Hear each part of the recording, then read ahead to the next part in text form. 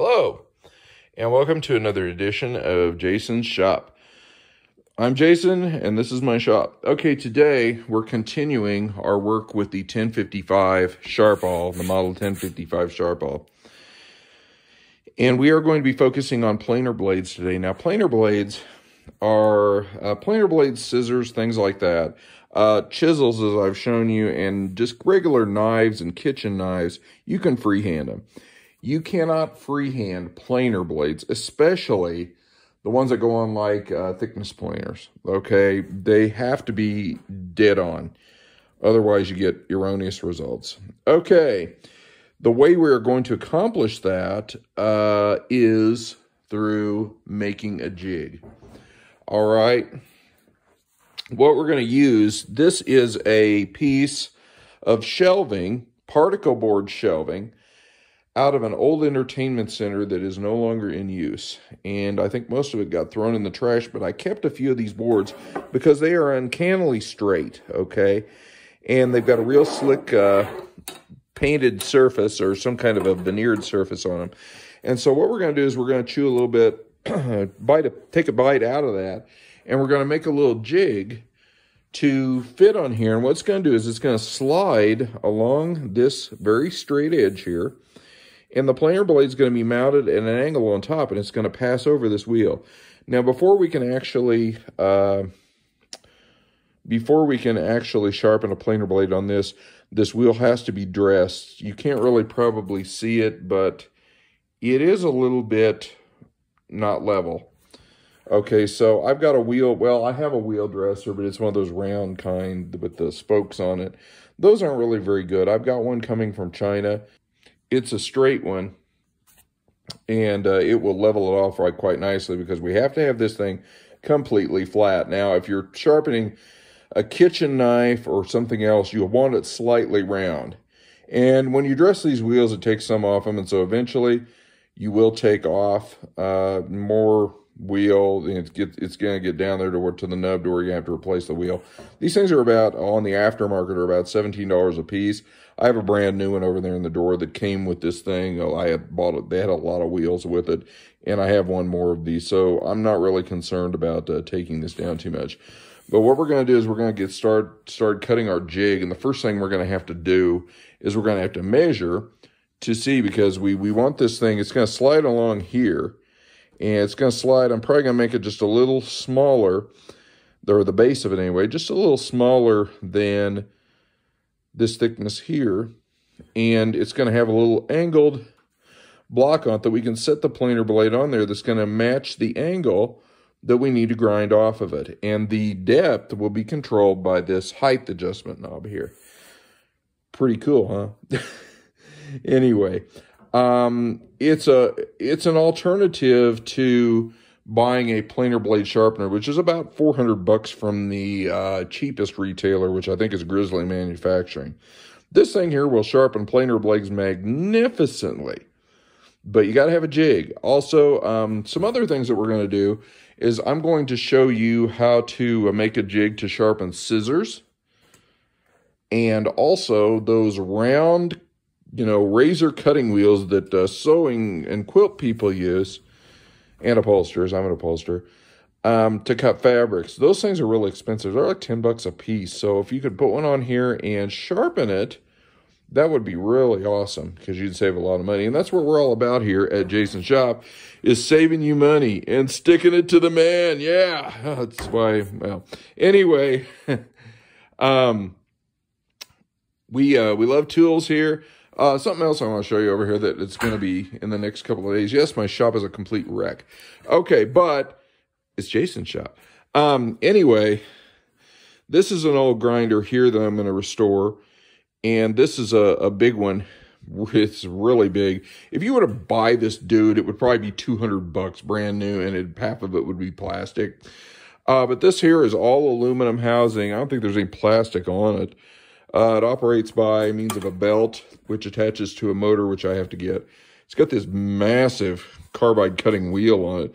The main problem with this thing is the bearings are shot. See, this thing should spin freely, okay? And it's not. So the bearings are shot. I've already taken this side off. It was a double side. Eventually, what I'm going to do, I think here, is I'm going to replace this with a paper stropping wheel. And that'll be used for really razor sharpening stuff and showing people how to do it. I don't really have a great use for that, but on stuff like scissors, it's kind of nice because it really produces a real fine edge. You got to watch it, though. Those things are really sharp. We're going to clean it all up, strip the paint off of it, and paint it Foley Belsaw, kind of like our sharp roller over there, that green stuff. And sometimes the shopsmith had to, but that's not a greenie, but I like greenies. They look really cool. Anyway, we're going to do that, so I'll see you in the next video. Or actually, in this video. The first thing we have to do is measure the table. So I'm going to put this in here. Let's see. This is approximately 3 inches, okay? Probably a little bit less. I'd say 2 15/16. But we just want to be out here. I would say probably 2 7/8 would be fine, okay? We just need something to sit on here, and it's going to be square with the blade. We want it to be square with the blade. And anyway, for the length, my planer blades are no more than 6 inches because I have a 6-inch, or jointer, excuse me. These are jointer blades, okay? Planer blades are about 13 inches, okay? So when we come to that, we're going to have to make a little bit different setup. So we're going to go ahead and cut our piece over here at 2 7/8 by 6 inches. Okay, I'm over here getting ready to lay out. And one thing about this is really slick stuff, okay? Pencils and pens don't work very well on it. Sharpie markers are too wide.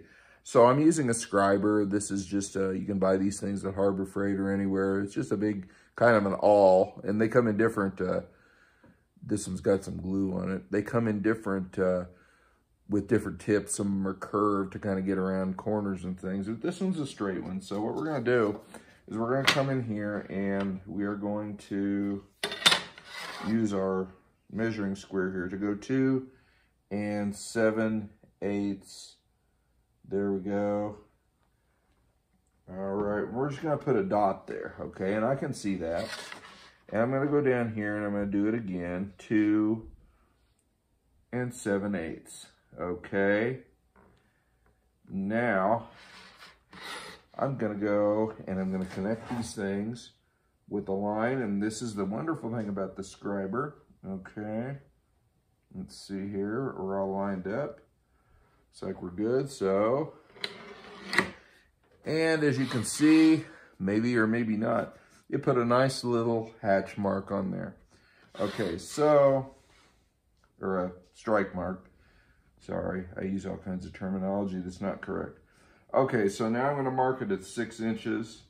And this dimension here is not crucial, so it doesn't have to be perfectly square. This is just the end of it. So we're just going to strike here. And this is the piece we're going to cut out. So I'll see you in just a moment. Okay, I'm all finished. I used my Makita 12-volt saw with a fine blade on it to cut this out. Now, there's 2 sides on this, the cut sides. These ends don't matter at all. They don't. I saved this here, which is nice and slick and everything. This is going to be the side that meets up with our grinder table.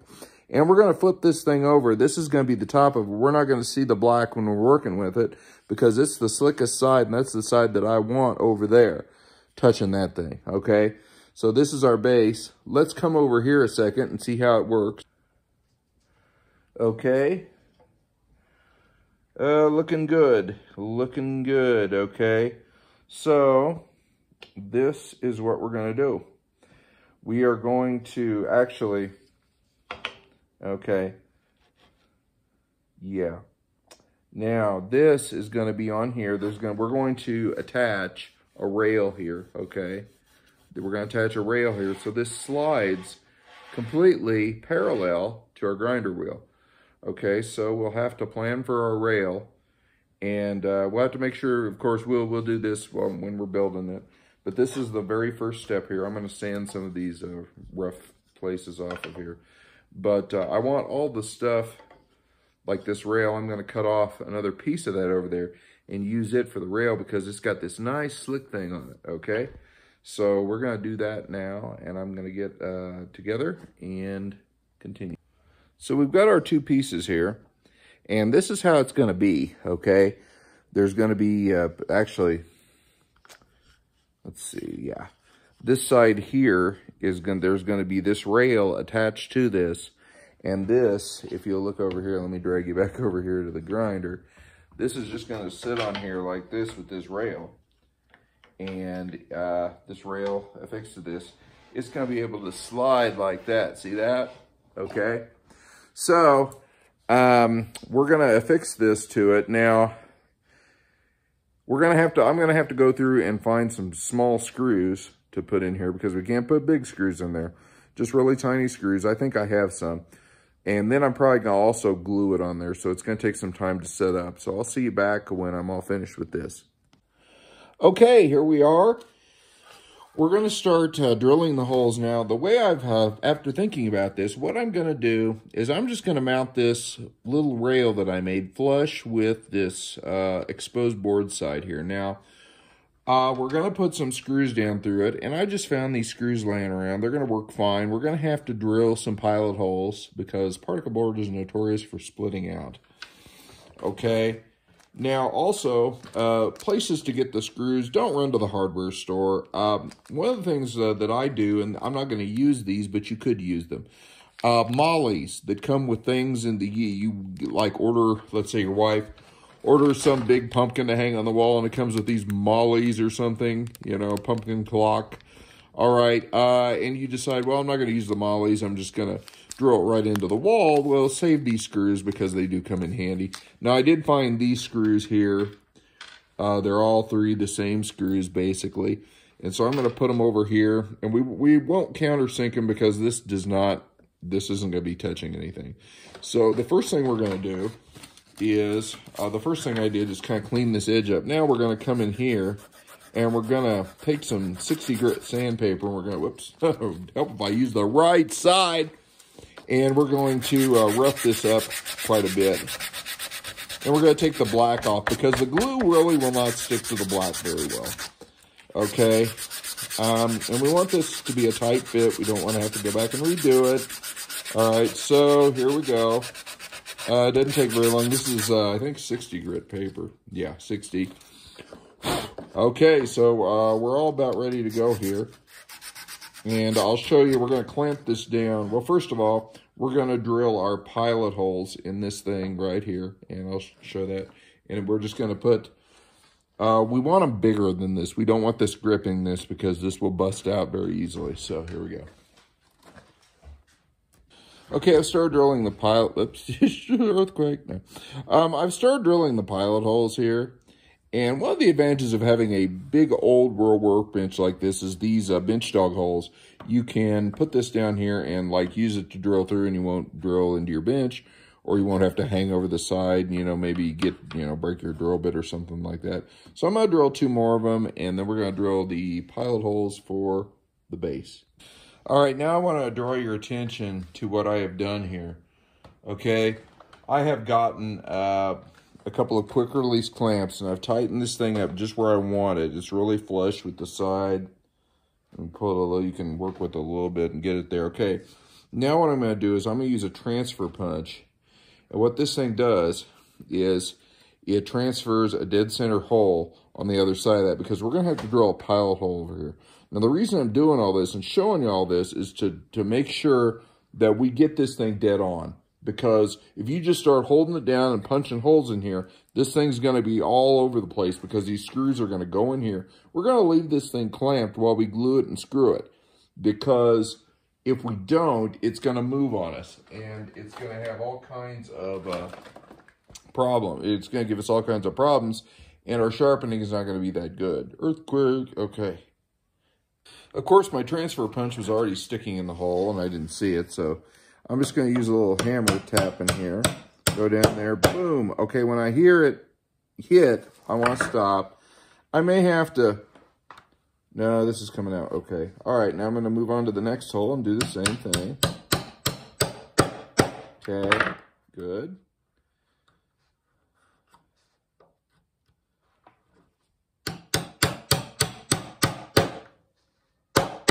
All right. That should give us 3 little indentations to where we can drill a tiny pilot hole. Oh man, this one doesn't want to come out. It will. So then we can be really accurate and put this thing together. And I'm going to take off the quick release clamps. And you can't see them, but I can. They're here. So this is what I'm going to do. Okay, let's see, one of them. Okay, I can feel it. Yeah. All right. So what I'll do here is I'll go ahead and drill a tiny little pilot hole, and then we'll be ready to glue it and screw it. I thought I might mention that you should check the fit on these things by going ahead and screwing them in there. We're going to do that, and I'm not going to show you. You kind of get the idea. So we're going to check the fit on these things by going ahead and screwing them in there. And then we're going to back the screws out, and then we're going to glue it. And that's what I'm going to show you next. Okay, it is glued and screwed, as my old shop teacher in high school used to say. One thing you want to do immediately is get a wet paper towel and wipe all the glue off, especially in this seam here, because this is what's going to meet up with our table. And we'll go ahead and do that right now. And we've gone about as far as we can for a little while. So I'll wait for this to dry, and then I'll be back for the next step. Okay, here's our base. Not quite dry yet, but oh well. Anyway, I've cleaned all the glue off it, and what you see there is just the outskirts of my little sanding of that area. Now, this sits on here like this, and it's going to slide like this, okay? See that? How clever. All right. The next step, what we're going to do is we're going to mount a block here, and this block will have an angle on. That angle is going to, you know, with the tilting table, it really doesn't matter what the angle will be, but we'll make it to the angle of the blade. And then, of course, we can adjust the table as necessary. But, you know, in all fairness, you could just make it straight or flat. And, hey, maybe we might just do that. So, I'll see what works best. But anyway, yeah, I think maybe we could do that, because this here will go all the way up to, well, 30 degrees. So we're going to have a little bit of an angle on it, because the planer blades are 45 degrees. So, yeah, we can do that. But anyway, this is what we're dealing with here. Looks pretty good so far. And what will happen is that planer blade will sit on there. Okay. Well, we've made this part. This is ready. Now we're going to make the part that's going to sit on here that's angled, that will allow our planer blade to rest on. Now, I've taken a scrap piece of Douglas fir and used the planer to true it up on all 4 sides. But this here, this side here is not trued. So what I did is I took a knife and a machine square, and using this side, I struck a line across here with the knife. Then I penciled it in. And what I'm going to do now is put it on this machine. And this is a sander, and it looks like it needs a little bit of adjustment. So let me adjust that real quick. Okay, we're ready to go. We're just going to sand to that line.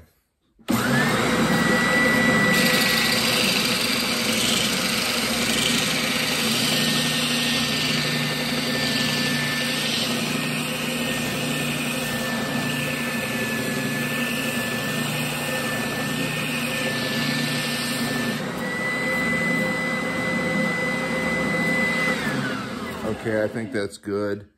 Anyway, we're going to use it to strike a line across here, because we're going to have to cut a chunk out of this. And also, we are going to have to make a line as a guide for our saw, because we're going to use a Makita handsaw to cut a 45 degree angle out of this, which matches the bevel of our planer blade, the cutting edge. And the Makita saw might not reach all the way through this. It might. But what we're going to do is use a hand chisel to get the rest of it out, and I'll show you that in a second. Okay, using this as a guide, I'm going to go ahead and mark exactly where to cut this. So we're going to cut that right there. All right. And using our machine square, which is this, we're just going to put it up here and mark exactly where we need to cut. And I'm going to mark it there. Okay. Now, just using my sander as a bench, I'm going to go ahead and cut that off. So make sure.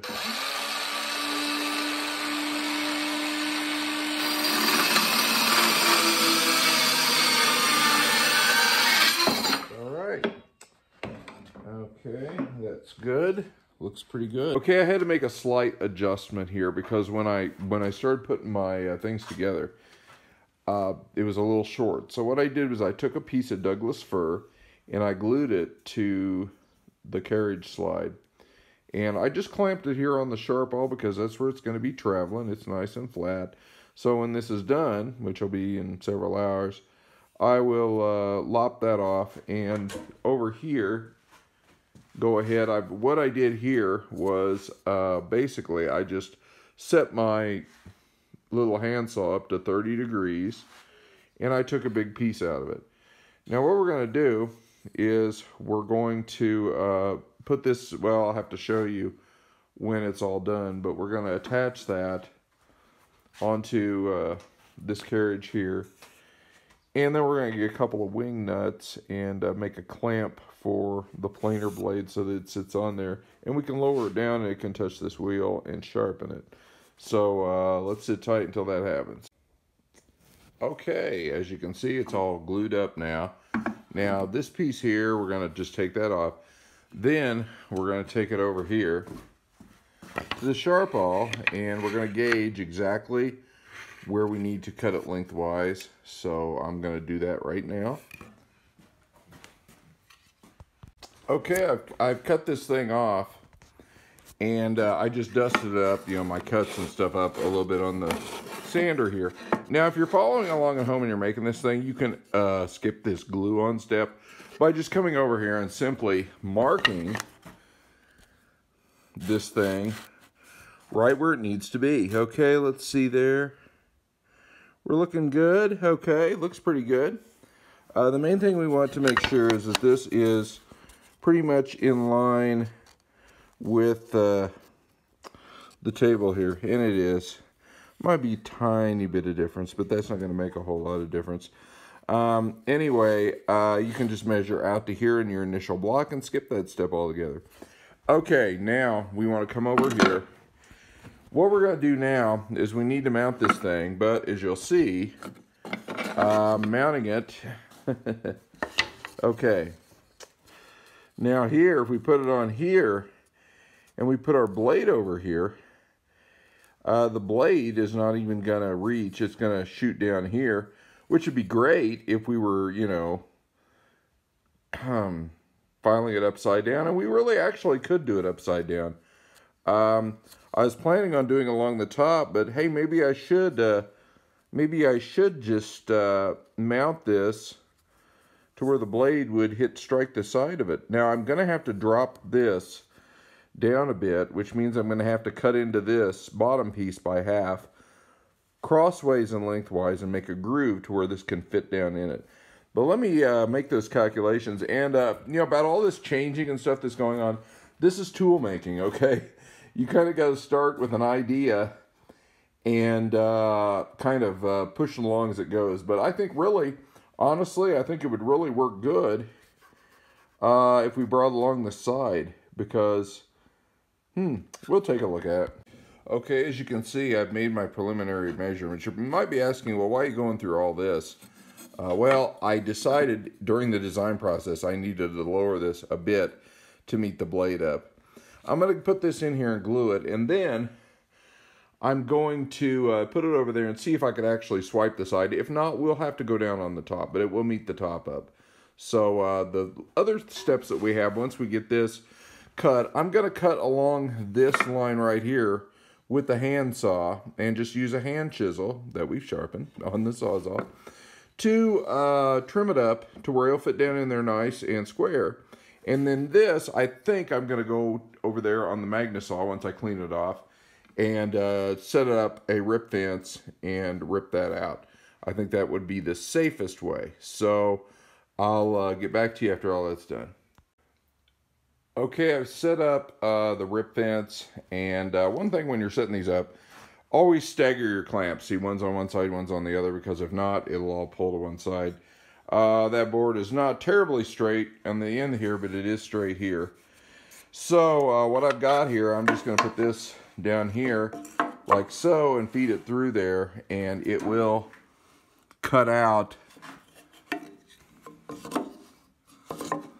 the part that I need it to. So anyway, and always when you're clamping this thing down, before you cut, always check that this distance here and this distance here is the same, or otherwise you're going to get lopsided, and that will affect your sharpening.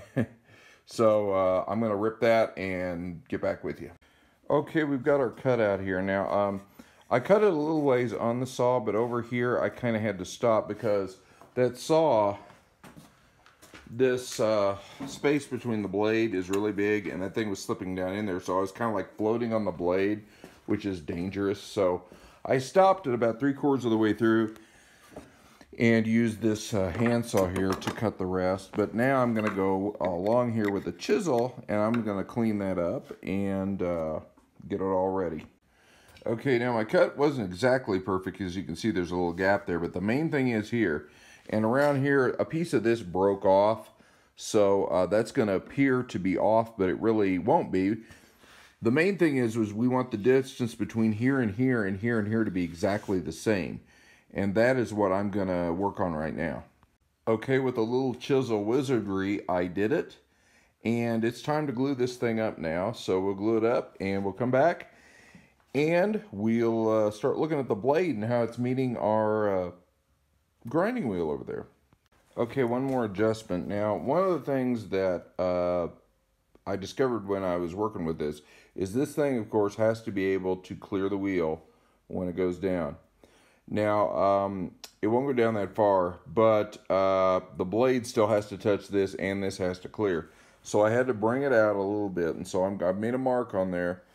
And this is set here, the blade end, the correct blade angle. The blade strikes the wheel at the correct angle at 15 degrees on here. So this is what we're going to do. We're going to glue this. I'm going to make sure this distance and this distance, or this distance and this distance, because this is actually this distance and this distance is okay. And so anyway, these two distances are going to be okay from this and this. Whoops. Then I'm going to glue it. And then we're going to come back. Once we get that done, and it's okay to clear, and it clears the grinder and everything, we're going to make our mounting assembly up here. And it's going to be a couple of wing nuts that are glued, or bolts with wing nuts attached. They're glued into there. That will go through a piece of wood that will clamp down on that thing and hold it into place. Okay, so I struck my line where it needed to be, and I've glued this on there. Now, you might be asking at the moment, well, why didn't you glue and screw like you did earlier in this one?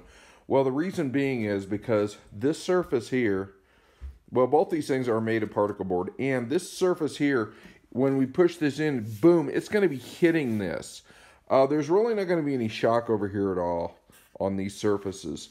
So it's just going to be holding the blade, and when the blade goes in there, there's going to be, you know, the grinding wheel's going to hit it and start chewing it off, but there's not going to be any vibration, really, extreme vibration or shock that this piece of Douglas fir can't absorb and compensate for. This here, you know, two pieces of flimsy particle board, you know, shoving it in there, and, you know, that contact with this table, that's why it needs to be screwed. The rest of this stuff doesn't. And we'll wait for this to dry and get back to it. And we're just about ready to start thinking about the securing system here, the clamping system that we're going to clamp the blade in. I'm thinking about maybe putting a few blocks up here and a board in between with a wing nut between the board, 2 wing nuts between the board and the blade that would effectively clamp it down. So I'm going to, of course, make a mark here to show where the blade goes, so we can put the blade on there and it'll be lined up correctly. I could run a little strip of something that hit the blade, but I kind of want to be able to move my blade a little bit because in time it will chew some off of them and I might need to adjust it a little bit. So there we go. Okay, we're getting down to the final steps here. This is a very small piece of wood that is just slightly taller, not much, than our planer blade. And what this is going to do, I'm going to glue this on the top across there, and that's going to provide sort of a riser for the block. There's going to be a hardwood block, probably a walnut, maybe sweet gum though, I don't know. Depends on what kind of a mood strikes me, availability of materials and such. Anyway, across there, this block is going to fit on top of that, and there's going to be 2 screws here coming out. I'm going to epoxy the screw heads in. The screws are going to jut out, and there's going to be wing nuts that can attach this thing. They'll attach and they will squeeze down on the blade and hold it in place while it is being sharpened. So I'm going to go ahead and glue that little riser on there right now. And here is the block gluing up that gluing the riser on there. I've got 3 mini clamps on it, which provides good enough pressure. By itself, that little strip is really flimsy, but glued on there it'll be strong as can be. Like I said, it's just going to provide a surface for something to press down on. So we're not really worried about super straightness or anything. And you know, I can sand a little bit of the back of it off if it's, you know, looks a little better or would look a little better like that. So there we go. Okay, I have turned a piece of sweet gum, which is a very hard North American wood, into a smaller version of its former self. And what we're going to do is we're going to put this on here and we're going to mark it to where it is going to be as wide as this here. And then we're going to drill some holes and make a clamp out of it. And I've gotten 1024 inch long 2-inch screws and matching 1024 wing nuts. And I'm going to show you how we're going to work with those in just a moment. Okay, now I've got this thing, this piece of sweet gum, which is very hard wood, positioned with clamps up here. And what I'm going to do is I'm going to take a drill bit, which is bigger than this, and I'm going to drill at 90 degrees through here in 3 places. Now this will give me 3 clamping places. I'm going to drill all the way through, and then I'm going to countersink on this side, and this bolt is going to come up through here and rest about maybe a 1/2 inch above that. So this is going to give me the clamping force that I need to hold that planer blade in place, and I'm going to do it at 3 different places here. I'm going to go ahead and do that right now so you can see what's going on. Okay, that operation is done. You can see the holes there and the holes here. One thing I'm thinking about doing here is taking a piece of sweet gum and gluing it in there, so that because in countersinking these things, I don't want to create a situation where I'm weakening this joint here, because this is you know, this is a error judgment here, and I had to recalculate and do this differently. So I'm thinking about cutting out a little piece of sweet gum and gluing it in there, and so that when I do countersink these things, the countersink will be very strong. And we're going to epoxy the bolts in so they don't move. And I'll get to that now. Okay, we have drilled and countersunk these. Now, as you can see, this is what's happening here. We've drilled the holes. This one here I got to work on a little bit. It's the screw isn't wanting to seat. Now, as you can see, I really had to hog these out to get them in there. This considerably weakens our base, and so what we're going to do is, after putting in our little sweet gum strip here and gluing it, which will effectively seal those screws up in there, of course, I'm going to epoxy the holes, put the screws in, and they'll be sealed, seated in the holes by the epoxy. I'm going to go ahead and I'm going to fill these things with epoxy. And then I'm going to sand it all off flush so it'll be pretty strong still. And that's what we're going to do next. I'll stop right now and go do that. But you can kind of see what's happening when the wing nuts get on there. See how that's kind of cantilevering there?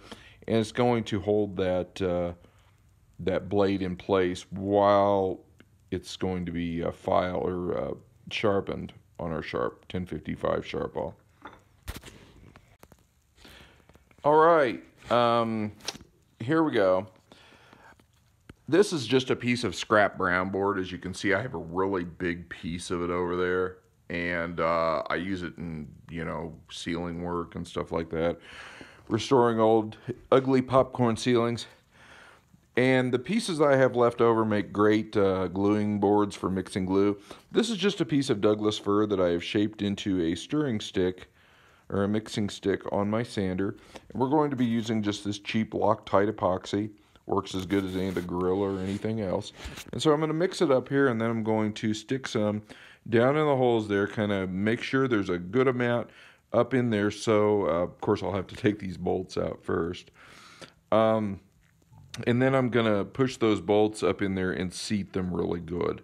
So once the epoxy dries, then I can put my piece of sweet gum right here, and then I'll flip it over, and I'll mix up some more epoxy, and I will fill these holes right here. So then we'll sand those down to where it's all nice and flush, and our jig will be ready to go. Okay, well, we're pretty much just about ready to go. Well, I need to fill those with epoxy yet, and I will do that. But I'm waiting. There's, as you can see, I put my piece of sweet gum in there to strengthen the back of it, and everything's clamped up. Of course, you can see this is pretty rough, and I'm sure a lot of you are thinking, well, I would have done it this way, or no, I think it would have been better if you would have done this first, or something like that. And you're probably all right, but the thing is, this was a prototype. It's something I developed. Every product you buy on the shelf, engineers did stuff like this. It's like, okay, well, we did this, but this didn't work really well. Well, okay, we can do this, but let's do this first so we don't have to drill this hole here or there. And, then they come up with the final product. Looks pretty ugly, but, I think it'll work pretty good. Like I said, I'm going to, fill this thing up with epoxy. I'm going to take it inside and let it dry.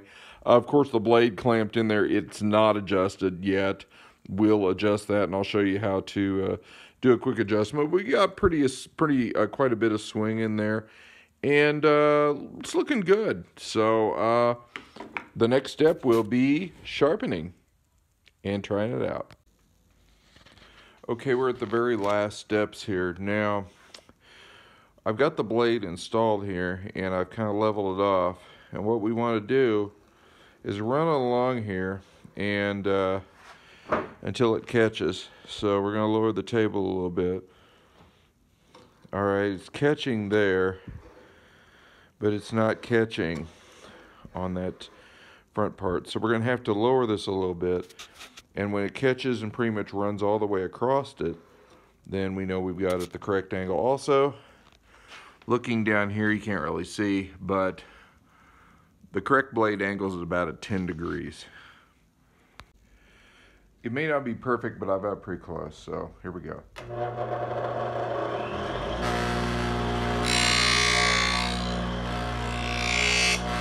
Alright.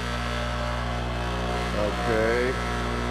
And I don't know if you can see, you probably can't see on here, but I can see where it's taking it off. So we'll lower it just a little bit more, and we'll take another pass. The blade seems kind of bowed. Okay.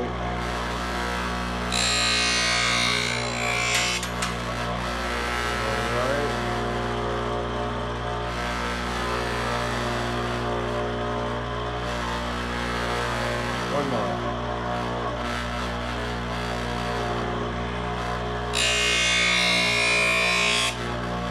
Alright, that's looking pretty good. Okay, we pretty much nicked the whole entire blade.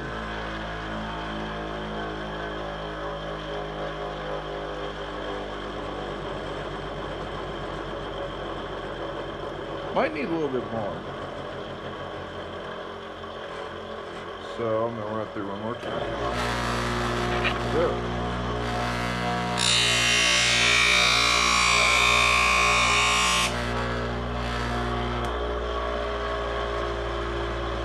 Ooh. Got a slight bit of burn on that, but I think it's okay. Alright.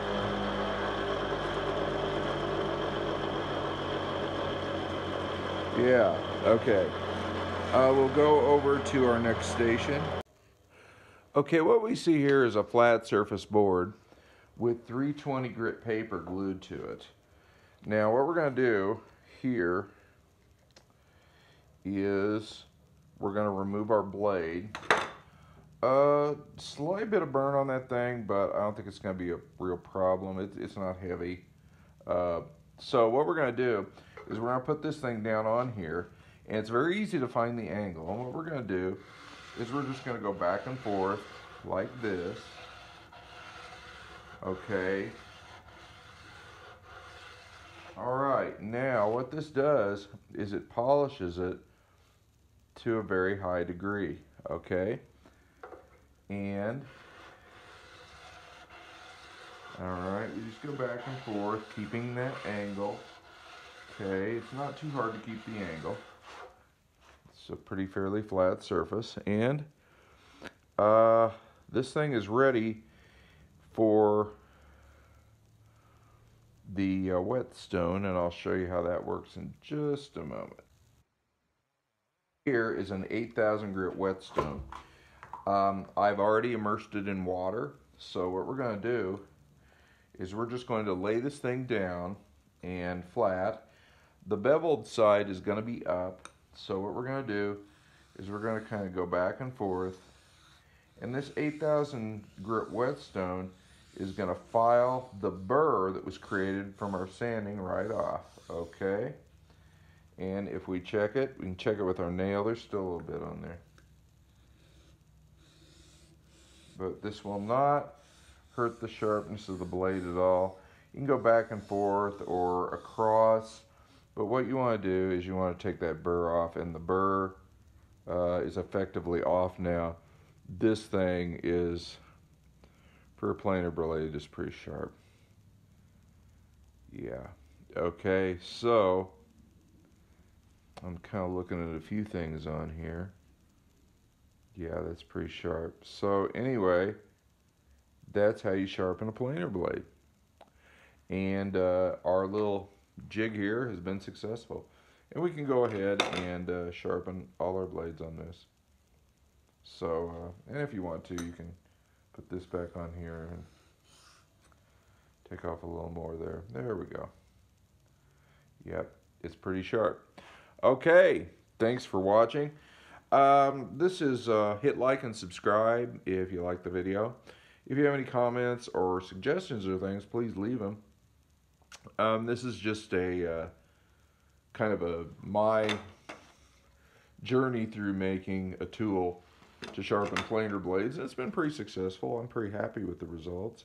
I can put this thing back on the jointer now, or jointer. It's really a jointer. It's not planer. Planer blades are a lot longer, but I can put this thing back on the jointer and it'll be good to go. So anyway, a lot of people just take these things are expensive. A set of these things can run about 40 bucks, and so you know, I've seen guys on YouTube videos, and they have they're showing you, oh, here's how to replace your planer blades, and they take a perfectly good set of blades off. All it needs to be sharpened, and they put on a brand new expensive set. These things will last quite a while if you resharpen them. So anyway, if you got a sharp awl, you want to make the jig, go for it. Next up, I think I'm going to do a scissor sharpening jig, which is probably the easiest jig we'll build. That won't take very much time at all. So see you later.